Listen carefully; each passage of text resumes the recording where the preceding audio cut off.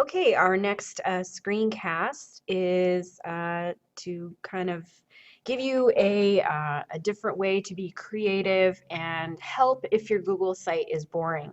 I should say that we're just coming off of screencast number 3, and this is where we left our Glasgow training site 3.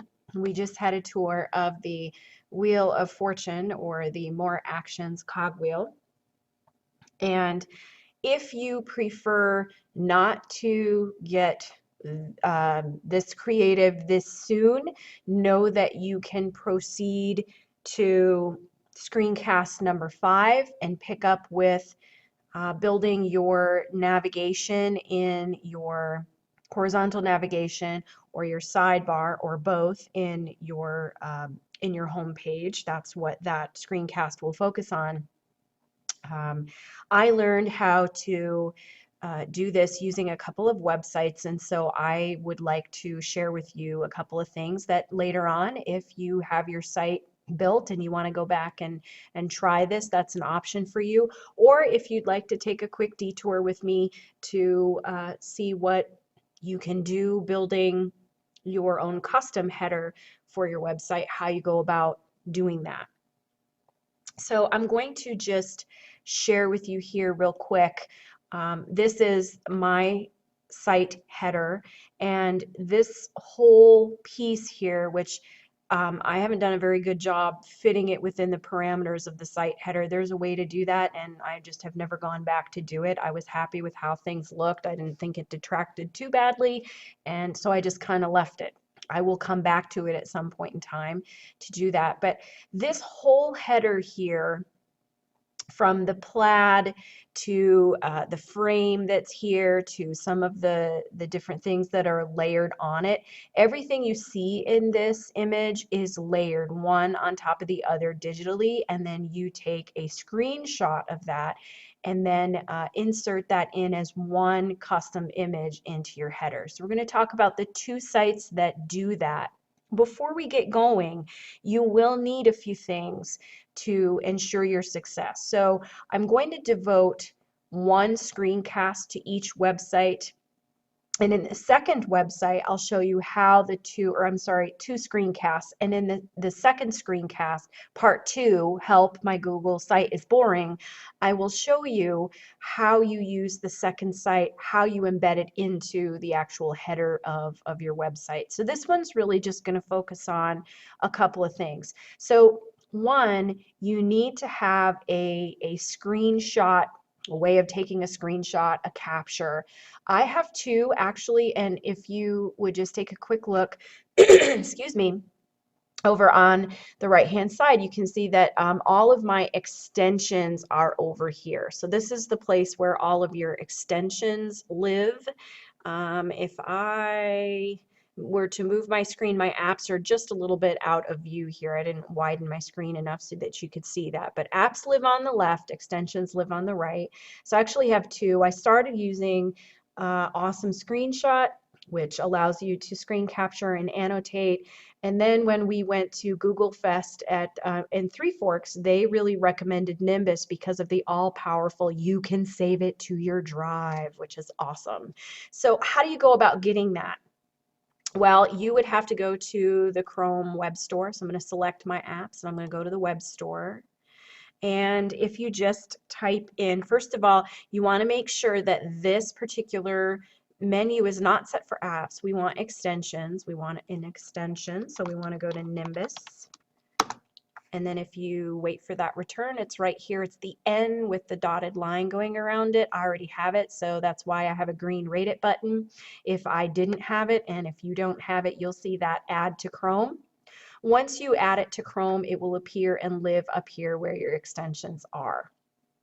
So once you have that downloaded and it's living over here, that is, absolutely great, and you're ready to go. So I'm going to close out of the web store. And I'm going to go to the next website, or the next part of this, the very first of two websites that we're going to focus on for building this custom header for your website. and that is Colourlovers. I provided a link to it in Classroom, so when this webinar, or I'm sorry, when the screencast is done, you can click on that, or the beauty of a screencast is you can pause as I'm talking about different things and try it on your own while you're working. So we're going to, first of all, it's a great idea to have a membership to Colourlovers, because if you do like something, if you do like a background that you've created and you want to go back to it, they keep, you know, you have them all logged under your membership, and so that's nice. Otherwise, you might have to go on the hunt for things that you saw before, and so sometimes that's not always convenient or fun. So I highly recommend an account with Colourlovers. It's free, so no, there's nothing, you're not out anything if you decide you don't want to do this. So I'm guessing that this is used in a lot of other things as well. People putting together maybe interior design, looking for wedding colors, looking for colors that you would that would go together, that would contrast in home and fashion and that kind of thing. And then we start to get into web and print and craft and digital art. There are tons of different categories of different things. Who knew?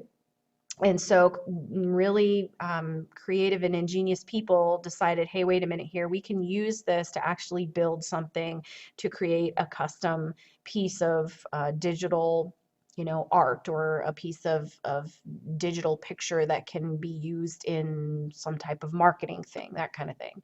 So first, I would like you to take a look at a couple of things.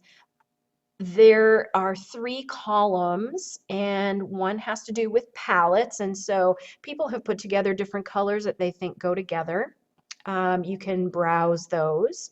You can browse patterns. People have put lots of things together here. There's certainly, you don't lack for any of these things, for ideas, because they're all over. Excuse me, it's the end of the day, so my voice is going. And then colors. So you can certainly go off on your own and search all kinds of things. I usually keep it on the search palettes. If you click on this little down arrow here, you can search palettes, you can search patterns, you can search and create a pattern template. You can do all kinds of things here, you can see. I tend to keep it on palettes. You could do, if you wanted to put any kind of a search term, like if you wanted to put in spring, if someone has created a palette and they've named it something that had to do with spring, that's going to pop up. So if you hit create, whoops, I'm sorry, the search button, something like this will pop up, and you can literally go through all of the search results that are here.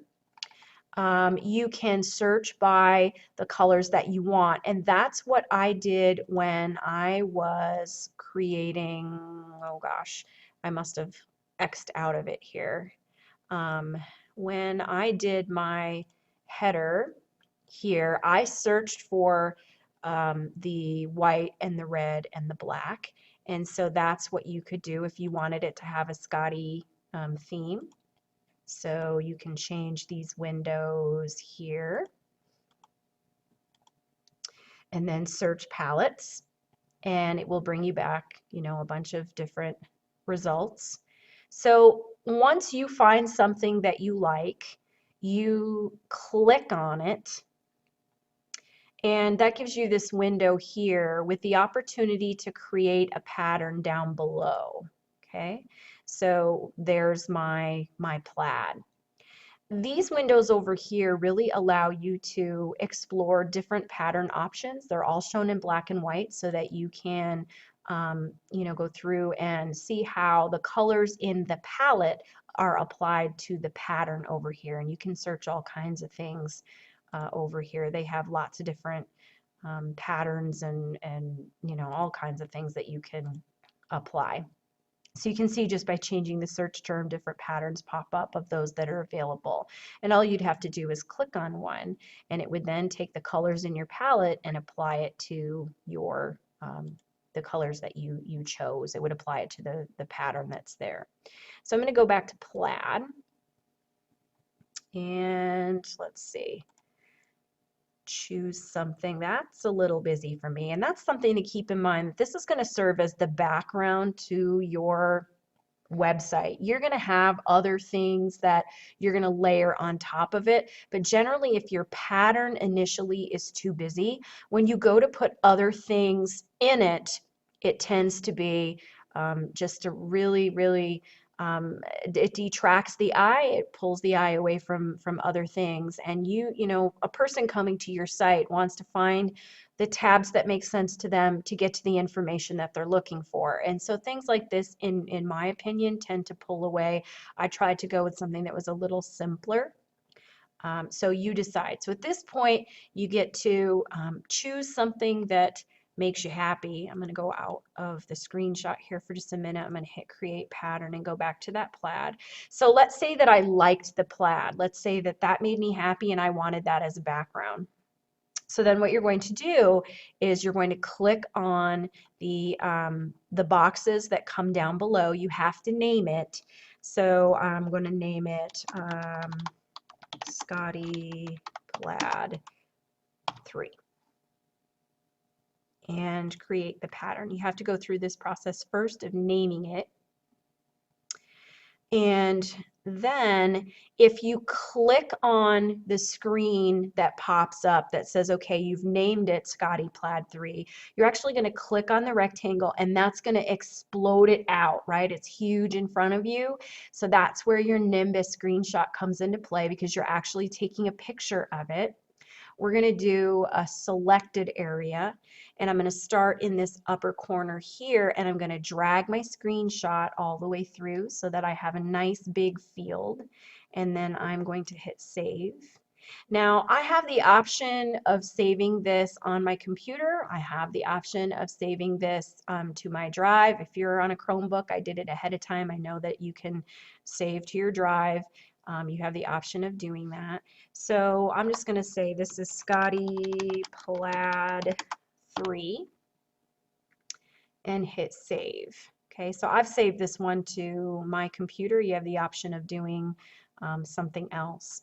So that's it for now. So this will become a huge obsession, looking through at different patterns and different backgrounds that can create an interesting site background. Now remember, we're going to layer some other things on top of it, so try to stay with something that has the colors that you want in it, but also allows other things to be built on it so that you can easily see what you're presenting. So that's it for the first one for Colourlovers. We're going to proceed to the next one.